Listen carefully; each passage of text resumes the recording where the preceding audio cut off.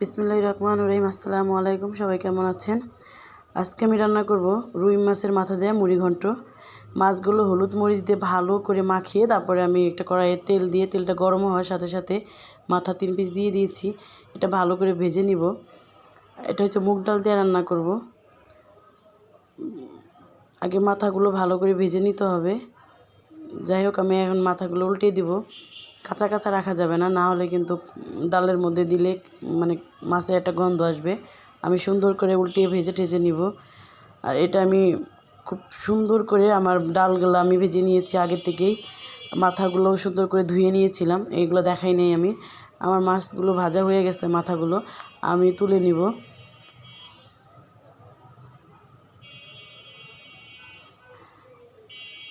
এটা কিন্তু যে কোনো মাথা দিয়েই বানানো যায়। তারপর একটা কড়াইয়ের মধ্যে আমি মুগ ডালগুলো ভালো করে একটু হালকা ভেজে নিব। যখন একটু গ্রান বের হয়ে যাবে, দেখেন মাছের মাথাগুলো ভাজা হয়ে গেছে। যখন গ্রান বের হবে তখন আমি ডালটা নামিয়ে নিব। অবরত নাড়াচাড়া করতে থাকবো। তারপর আরেকটা কড়াইয়ের মধ্যে কড়াইটা গরম হওয়ার পর আমি এখন দিয়ে দেবো পরিমাণ মতো তেল। যে কোনো তেল ইউজ করা যাবে, সমস্যা নেই। সয়াবিন তেল বা সরষের তেল, যাই দিয়ে করেন না কেন, রান্নাটা অনেক সরষের তেল দিয়ে করলে মজা হয়, কিন্তু আমি সয়াবিন দিয়ে করবো। এখন দিয়ে দিলাম আমি 1.5 চামচ ঘি দিয়ে দিব। আমার ঘিটা জমা লেগে গেছে দেখে আমি আস্তে আস্তে দিচ্ছি। এখানে ঘিটা দিলে ঘিয়ের একটা সুন্দর একটা গন্ধ আসবে, আর মুড়ি ঘন্টটা খেতেও অনেক মজা হবে। তার জন্য আমি ঘি ইউজ করলাম। আপনারা চাইলে নাও ইউজ করতে পারেন, সমস্যা নেই। আমার আছে দিকে আমি দিয়ে দিলাম, কারণ ঘির গ্রানটা অন্যরকম, এটা খেতেও অনেক মজা হয়। দিয়ে দিলাম আমি 2টা তেজপাতা ছোটো ছোটো করে টুকরো করে কেটে, আর দিয়ে দিলাম 3 পিস দারচিনি, 3টা এলাচ। এগুলো ভালো করে আমি দিয়ে দেবো লবঙ্গ, সাথে গোলমরিচও রাখা আছে, সমস্যা নেই, ওটাও দিয়ে দিছি। তারপর দিয়ে দিলাম পরিমাণ মতো পেঁয়াজ বেশি দিলেও হবে, কম দিলেও হবে। আমি 1 কাপ পরিমাণ মতো পেঁয়াজ দিয়েছি, যেহেতু আমি হাত দিয়ে দিচ্ছি এই জন্য বোঝা যাচ্ছে না। দিয়ে দিলাম কাঁচামরিচ, কারণ এগুলো সব কিছুই তো না দিলে তো এই মুড়ি ঘন্টটা মজাই হবে না। এই জন্য আমি সব কিছুই দিয়ে দিলাম একটু একটু করে। পেঁয়াজটা ভালো করে এখন ভালো করে নাড়িয়ে চাড়িয়ে নিব, 4-5টা সুন্দর করে ভেজে নিব। বেশি লাল লাল করার দরকার নেই, হালকা ভাজলেই চলবে, কারণ পেঁয়াজ তো এত ভাজলে আবার পুরো বেস্তা হয়ে যাবে, ওটা আবার অন্যরকম একটা গন্ধ চলে আসবে। হালকা ভেজে নেব আমি, সুন্দর করে নেড়ে চেড়ে নিব। পেঁয়াজটা ভাজা হয়ে গেছে, দিয়ে দিলাম একটা টমেটো কুচি। টমেটো কুচিটা এর মধ্যে এই কারণে দেওয়া হলো, মানে কালারটাও ভালো আসবে, খেতেও ভালো লাগবে, তার জন্য টমেটোটা দিয়ে দিলাম আমি।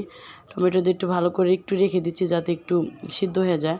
তারপর দিয়ে দিলাম আমি লবণ, 1.5 চামচ লবণ দিয়ে দিলাম, যেহেতু ডালের পরিমাণ মাথাটা একটু বেশি, লাগলে পরে দেওয়া যাবে, সমস্যা নেই। এখন ভালো করে আমি পেঁয়াজটাকে আর টমেটোকে নাড়ে চেড়ে নিলাম। দিয়ে দিলাম আদা বাটা 2 চামচ, চা চামচের 2 চামচ আদা বাটা।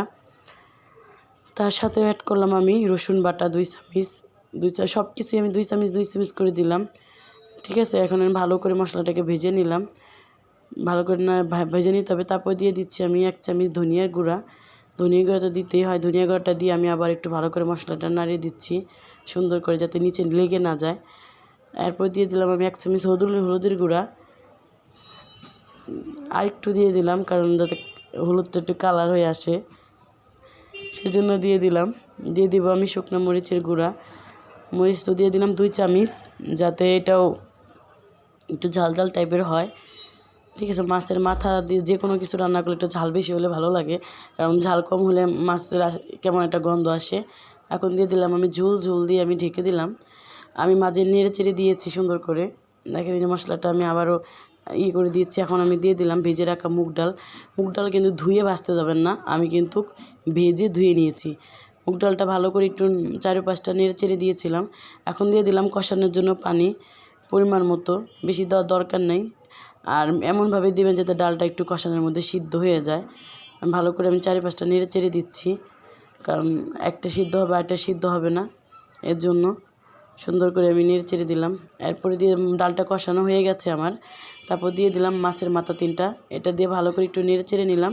দিয়ে দিলাম আবারও কষানোর জন্য একটু পানি দিয়ে ঢেকে দিলাম। আমি মাঝে মাঝে নেড়ে চেড়ে দিয়েছি, ঢাকনাটা তুলে আবারও আমি দেখছি এটা কেমন হয়েছে, আমি আবারও নেড়ে দিচ্ছি যাতে নিচে লেগে না যায়। এটা কিন্তু কষানো হচ্ছে। মাছের মাথাটা এর মধ্যে দেখেন ভাঙা ভাঙা হয়ে গেছে, কারণ অনেক আমি সুন্দর করে ভেজে নিয়েছিলাম। এই দেখেন আমার পানিটা দেওয়ার পরে আমার তরকারিটা পুরোটাই মুগ ডালের মুড়িঘণ্ট হয়ে গেছে। এই দেখেন এত সুন্দর, সবাই কিন্তু অবশ্যই কমেন্ট করবেন, কালারটা অনেক সুন্দর হয়েছে। আসসালামু আলাইকুম।